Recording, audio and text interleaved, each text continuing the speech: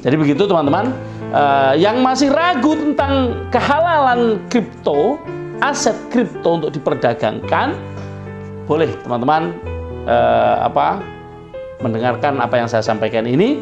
Saya menyampaikan berdasarkan apa yang saya baca dari pengumuman yang disampaikan oleh Bapepti terkait dengan apa yang dilakukan oleh PBNU, yaitu melalui Lembaga Bahthul Masail LBM NU Nahdlatul Ulama.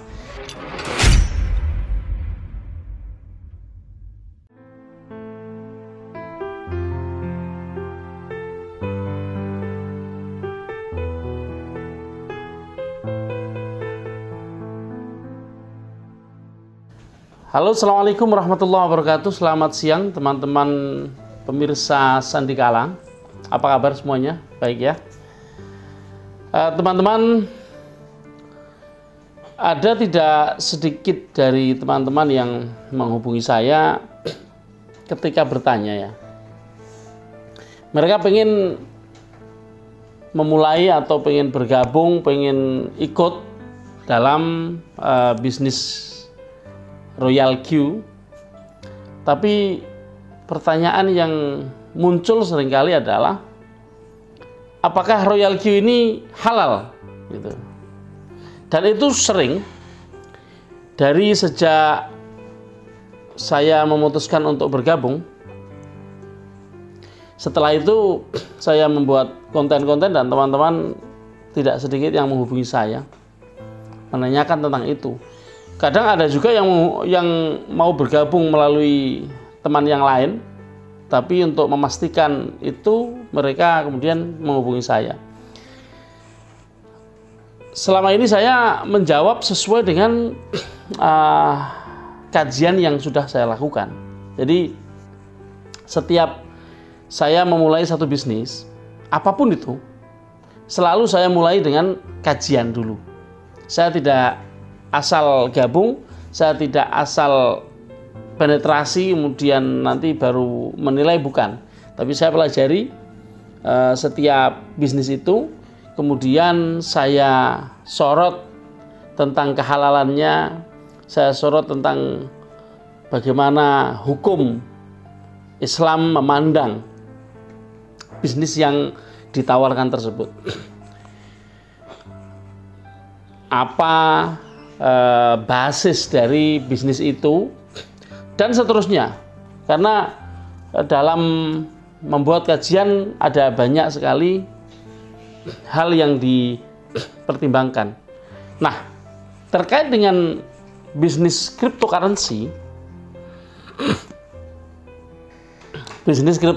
sebagaimana kita ketahui tidak hanya Royal Q ya. Royal Q itu hanyalah satu di antara begitu banyak bisnis yang menawarkan bisnis cryptocurrency.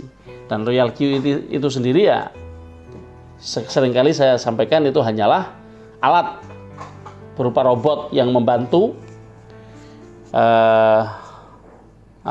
bisnis yang kita jalankan itu supaya lebih aware setiap saat.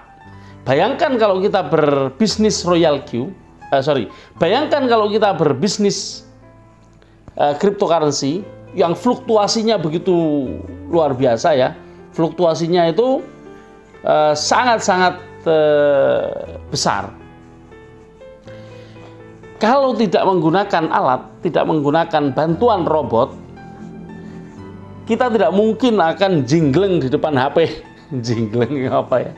Kita tidak mungkin akan memperhatikan pergerakan harga itu setiap menit, setiap detik. Akibatnya kalau kita tidak update terus-menerus,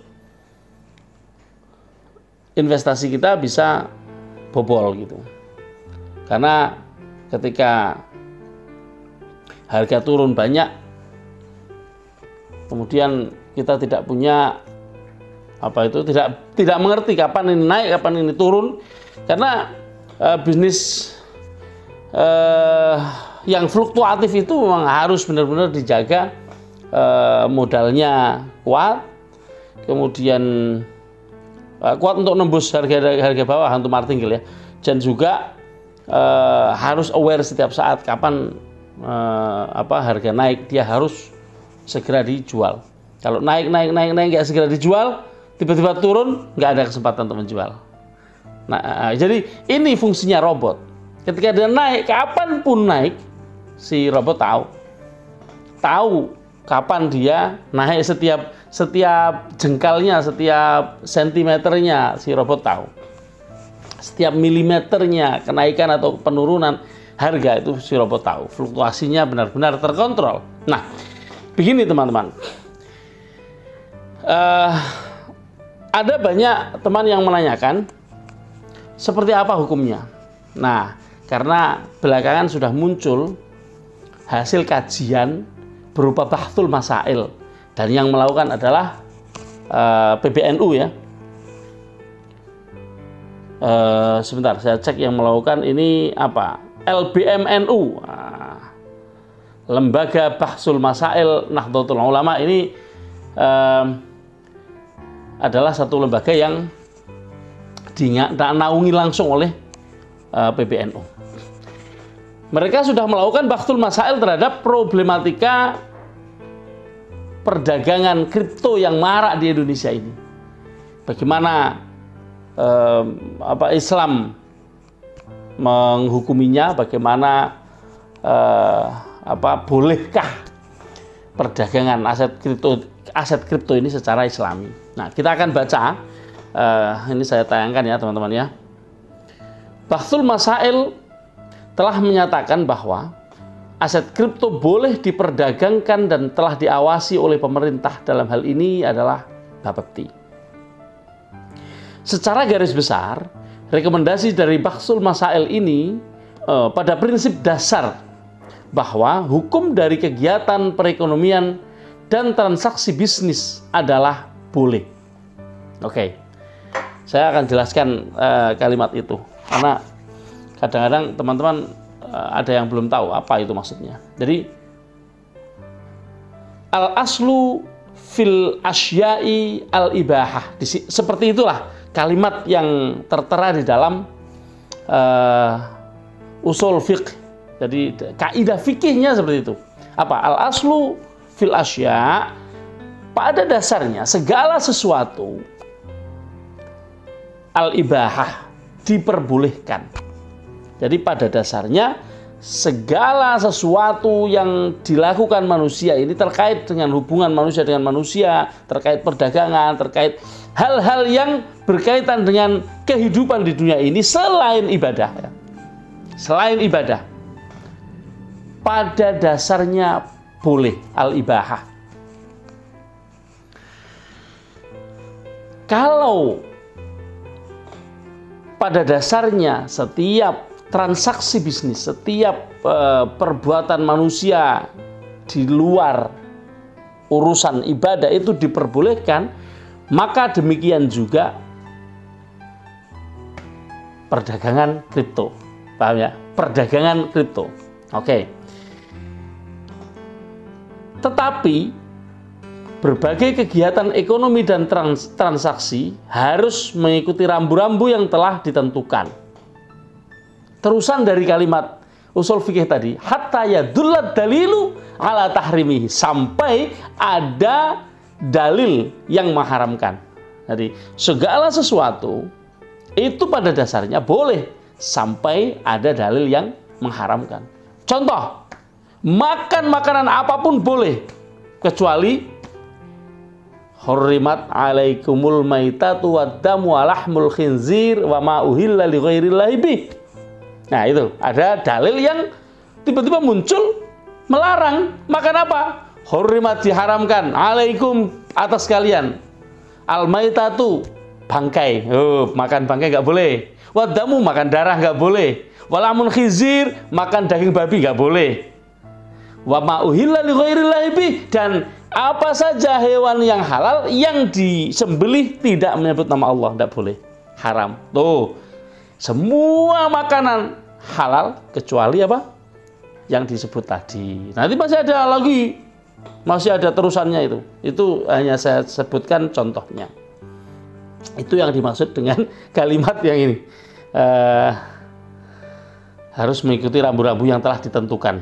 Bahthul Masail juga menyepakati bahwa aset kripto dapat dikategorikan sebagai benda meskipun tidak memiliki bentuk fisik. Karena aset kripto berada di dunia maya, para ulama dan kiai menganalogikan aset kripto dengan uang virtual lainnya untuk pembayaran token listrik dan lain sebagainya.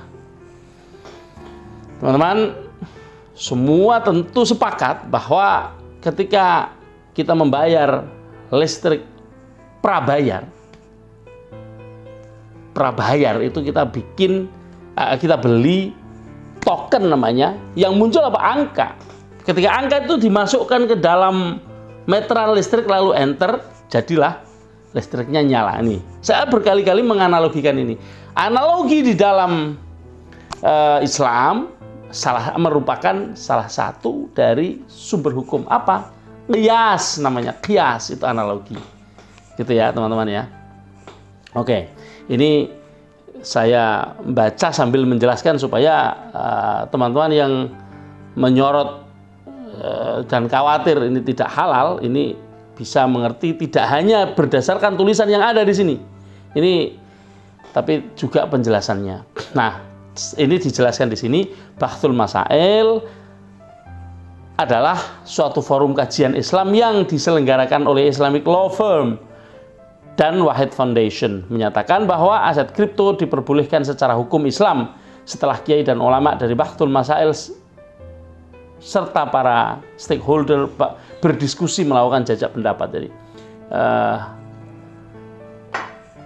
setelah dilakukan Bahthul Masail bersama para kiai, para ulama dan stakeholder ya, para penyelenggara, semua orang-orang yang terlibat di dalam bisnis kripto ini dimintai keterangannya segala macam dengan jujur apa adanya, kemudian dinilai, jadilah satu kesimpulan dari Bahthul Masail tersebut.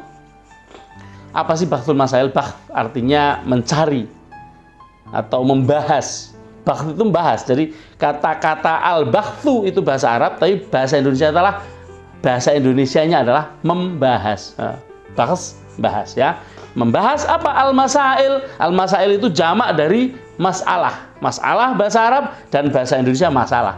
Sama ya. Oke, Bahthul Masail adalah pembahasan terhadap berbagai macam masalah dalam kehidupan ini menurut pandangan Islam. Jadi begitu teman-teman.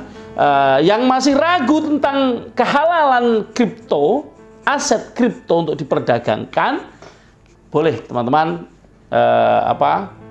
mendengarkan apa yang saya sampaikan ini. Saya menyampaikan berdasarkan apa yang saya baca dari pengumuman yang disampaikan oleh Bapak Pti terkait dengan apa yang dilakukan oleh PBNU, yaitu melalui lembaga Bahthul Masail LBM NU Nahdlatul Ulama. Demikian teman-teman, dan mudah-mudahan ada manfaatnya. Selamat siang dan sukses selalu.